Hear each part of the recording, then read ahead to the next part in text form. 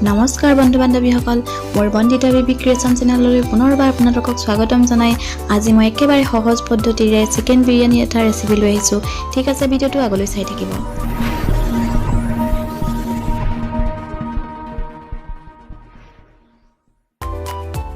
ৰেচিপিৰ কাৰণে মই আদা নহৰু আৰু বিলাহীৰ পেষ্ট চিকেন আৰু দৈ লৈছো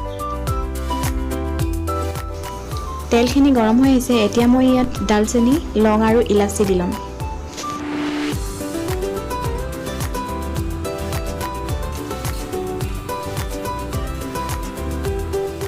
এতিয়া মই ইয়াতে পিয়াজখিনি এড কৰি লৈছো আৰু এইখিনি ভালদৰে ব্ৰাউন কালাৰ নোহোৱালৈকে লৰাই থাকিম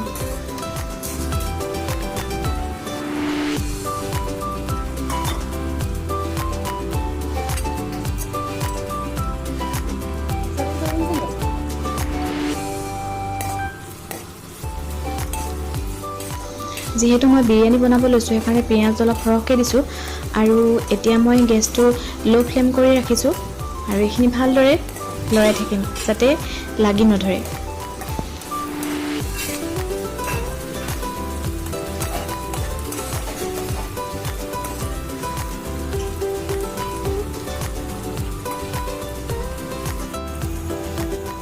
কালাৰটো ধুনীয়া হ'বৰ কাৰণে মই ইয়াত চেনি আধা চামুচ এড কৰি লম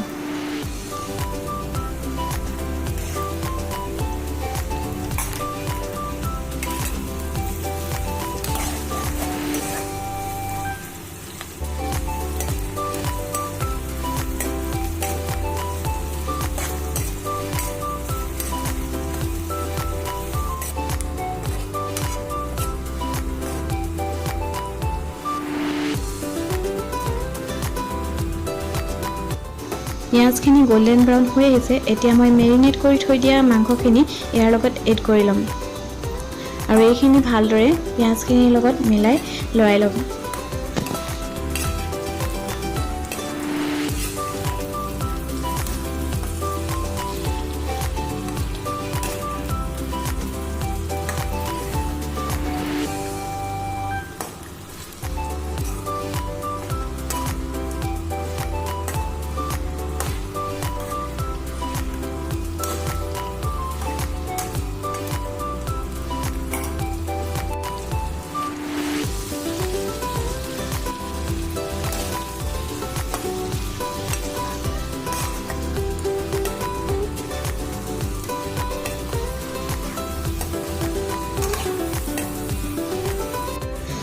এতিয়া মই ইয়াত অলপ বিৰিয়ানী মছলা এড কৰি লৈছো আৰু এইখিনি অকণমান লৰাই লৈ তাত মই চিকেন মছলা অলপো মিলাই ল'ম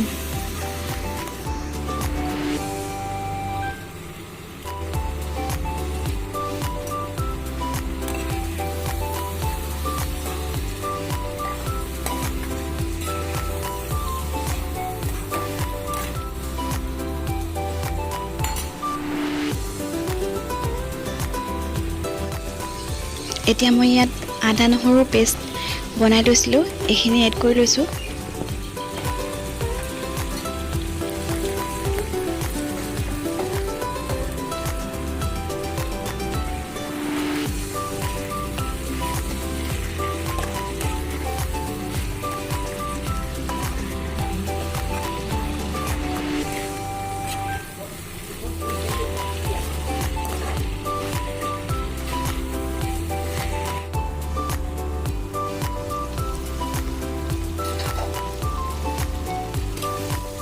এতিয়া মই ইয়াত বিলাহীৰ পেষ্টখিনি এড কৰি ল'ম ৰেচিপিটো একেবাৰে ইজি হয় আপোনালোকে ট্ৰাই কৰি চাব পাৰে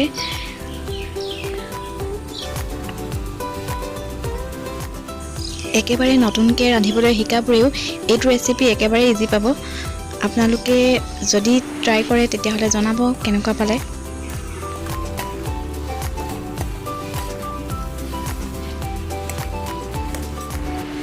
এতিয়া মই সোৱাদ অনুযায়ী নিমখ দি দিছোঁ ইয়াৰ লগত আৰু এইখিনি ভালদৰে মিলাই ল'ম মাংসখিনি মই লো ফ্লেমতে গাপতে সিজাইছোঁ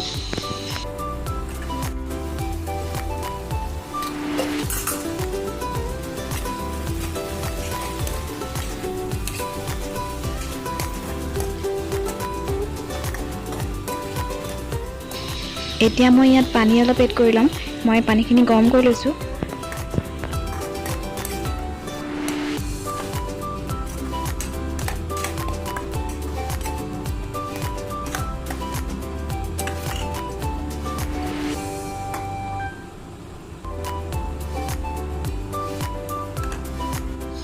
এতিয়া মই ইয়াত কাজু আৰু কিচমিচ অলপ দি লৈছোঁ। এইটো অপশ্যনেল হয়, আপোনালোকে নিদিবও পাৰে।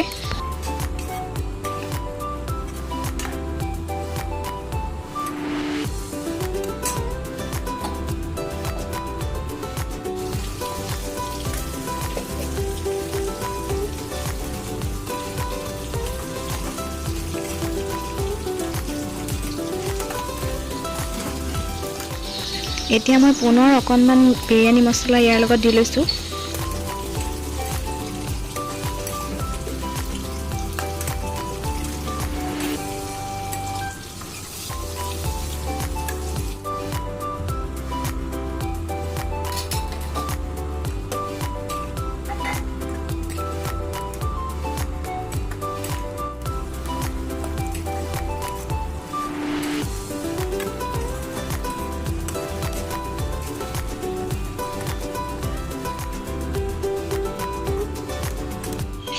গ্ৰেভিখিনি ধুনীয়াকৈ ডাঠ হৈ আহিছে। এতিয়া মই ইয়াত অলপ দৈ এড কৰি ল'ম।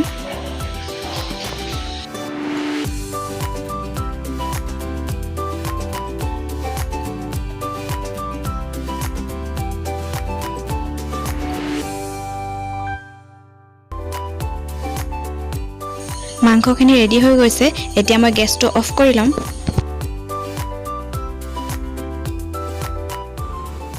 এতিয়া মই এটা পাত্ৰত পানী গৰম কৰি তাত লং, ইলাচি, ডালচেনিখিনি দি লৈছোঁ। লগতে কাটি লোৱা গাজৰ অলপ এড কৰি দিম। এতিয়া মই পাত্ৰটোত বাসমতি চাউল লৈছোঁ, সেইখিনি দি লৈছোঁ। দি অলপ সময়ৰ কাৰণে সিজিব দিম। চাউলখিনি ধুনীয়াকৈ সিজি গৈছে। এতিয়া মই ইয়াৰ পানীখিনি টুকি ল'ম।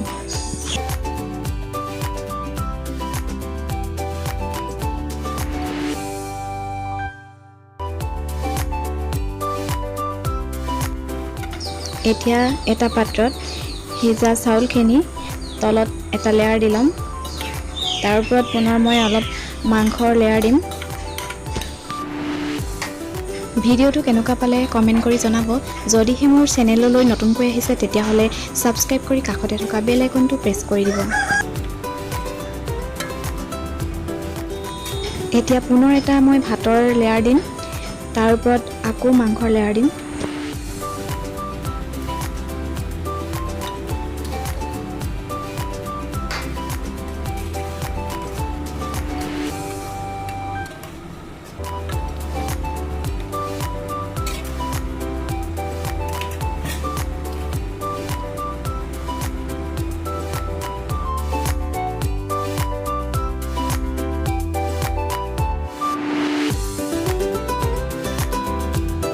এই সকলোখিনি ভালদৰে দি লৈ মই অলপ সময়ৰ কাৰণে গাপত ৰাখি দিম।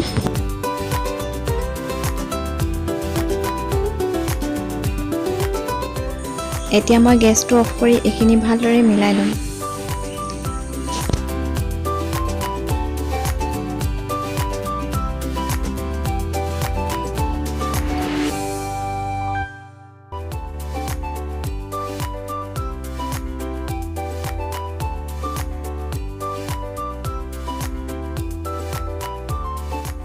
এতিয়া মই অকণমান ঘিউ দি লৈছোঁ ইয়াত আৰু এইখিনি ভালদৰে মিক্স কৰি লৰাই ল'ম এবাৰ।